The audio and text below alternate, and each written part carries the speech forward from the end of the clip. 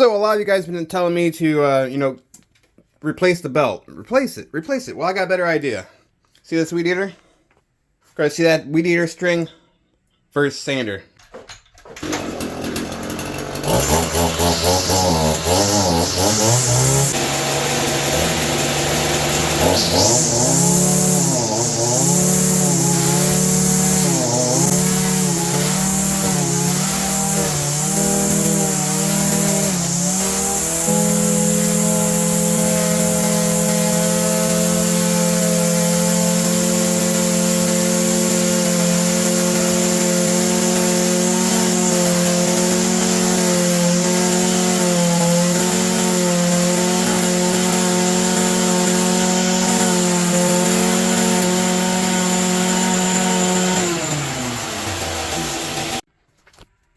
Let's see if we find any on here.